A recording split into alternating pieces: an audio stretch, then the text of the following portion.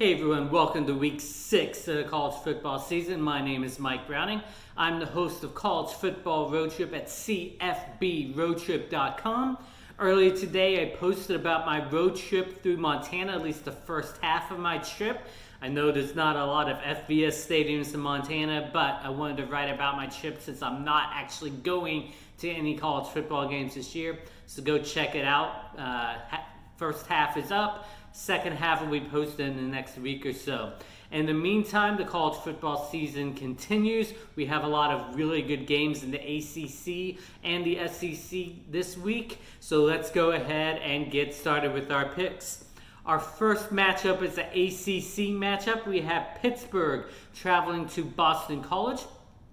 Pittsburgh had their first loss of the season in a very close matchup last week to NC State. Boston College also only has one loss on the season, so this should be a very good matchup.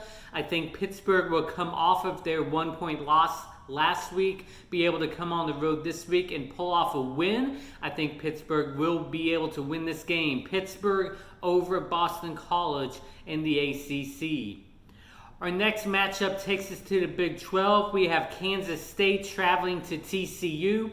The Big 12, you just don't know what's going to happen in the Big 12 this year. TCU did pull off a great win over Texas last week in a close game. K-State pulled off another win over Texas Tech last week over their upset over OU. This is a matchup that I think could go either way. I think K-State's going to be able to go on the road, have a little too much for TCU. I have Kansas State winning over TCU in Big 12 play. Next, let's go to a Conference USA matchup. We have Marshall traveling to Western Kentucky. Marshall is a team that I think has a good chance of possibly going undefeated this season. They pulled off the win over Appalachian State a couple weeks ago. I think they will have a big win this week over Western Kentucky. Marshall will go on the road and win over Western Kentucky in Conference USA play.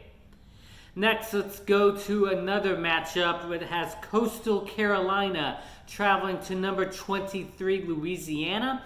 Louisiana is a team that went on the road and beat Iowa State a couple weeks ago, so they have a lot of momentum. They are the team that's in the polls, but Coastal Carolina is another Sun Belt team that had a huge win over Kansas in the Big 12. They've had a couple big wins in conference play. I think although Louisiana is getting a lot of the hype, I think Coastal Carolina might actually be a better football team. So because of that, I am picking Coastal Carolina to go on the road to win this matchup at 23rd ranked Louisiana in Sun Belt play. This is a game that if you watch a lot of football, don't miss out on this matchup. Coastal Carolina with the win over 23rd ranked Louisiana in Sun Belt play. Next, let's go to a matchup that a couple weeks ago looked to be a huge matchup. But now with Oklahoma losing 2 in a row, the first time since 1999 they've lost 2 regular season games in a row. The first time since 1998 they started out as 0-2 in conference play. They're playing a Texas team that hasn't looked very good this season either. Barely won over Texas Tech in a huge come-from-behind win against Texas Tech. Lost to TCU last week. What's going to happen in this matchup? I'm going to stick with Oklahoma to win this matchup, but it could go either way. You don't know what defense is going to play poorer in this matchup. I think Oklahoma, after the embarrassment of losing 2 in a row, is going to have something to play for in the pride department. I think they will find a way to win this game over Texas. Oklahoma over 22nd ranked Texas in the Red River rivalry at the Cotton Bowl in Dallas. Next, let's go to an SEC matchup. We have Arkansas traveling to number 13 Auburn. Arkansas finally wins an SEC matchup. They had a huge losing streak in SEC play. Auburn went on the road and kind of laid an egg at Georgia, which is something I did not predict last week. I had Auburn in that game. I think now that Arkansas kind of knows what the SEC looks like and how to win games, they will be a lot more competitive in SEC games. I still don't think they have enough to be able to go on the road and beat Auburn this week, but I think moving forward, you need to start looking for Arkansas to at least be able to win games that they're supposed to win moving forward. Again, that's not a game that's in the cards this week. I think number 13 Auburn at home will have too much. They will pull off the win over Arkansas in SEC play this week. So now let's start getting into our ranked versus ranked matchups. Our first one, number 4 Florida is traveling to number 21 Texas A&M. I still don't think A&M is that great a team. They went on the road, lost to Alabama, were competitive for about a quarter and a half before Alabama pulled away.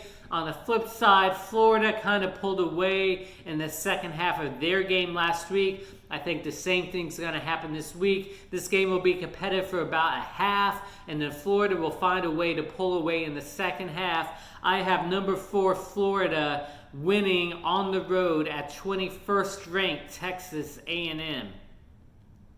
Let's go to an ACC ranked versus ranked matchup.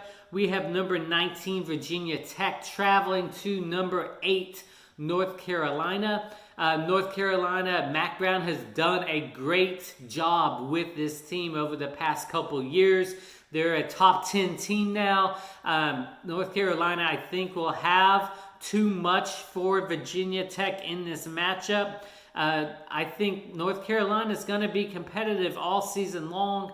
We'll see if that competition leads to being able to play in the ACC championship at the end of the year. But in the meantime, they will win this game this week. Number 8 North Carolina will win at home over 19th ranked Virginia Tech in ACC play. Let's go back to another SEC matchup this week. We have number 14, Tennessee, traveling to number 3, Georgia. I think this has the opportunity to be a great matchup. Tennessee has looked good so far this season. As I mentioned earlier, number 3 ranked Georgia looked great against Auburn last week when I didn't expect them to look great. I had Auburn in that matchup. Because of the way that Georgia was able to compete and pull away against Auburn last week, I think the same thing will happen again this week. Tennessee's going to keep it close for a half, maybe 3/4 of play, but in the end, Georgia's just going to have too much for them. I have number 3 Georgia winning at home over number 14 Tennessee. And so now let's go to our big matchup of this week. A matchup of 2 top 10 teams. We have number 7 Miami traveling to number 1 Clemson.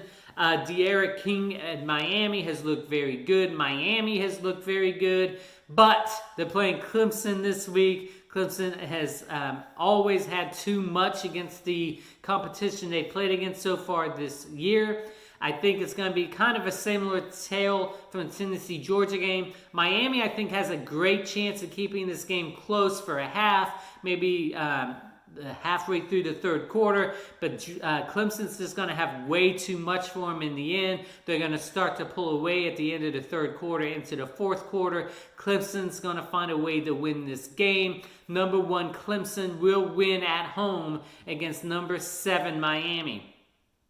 So those are our matchups for this week. I think there's an opportunity for some very good games this week, especially in the ACC, especially in the SEC. And again, don't sleep on that on the Coastal Carolina, Louisiana game in the Sun Belt. I think that will be a very fun, competitive game throughout.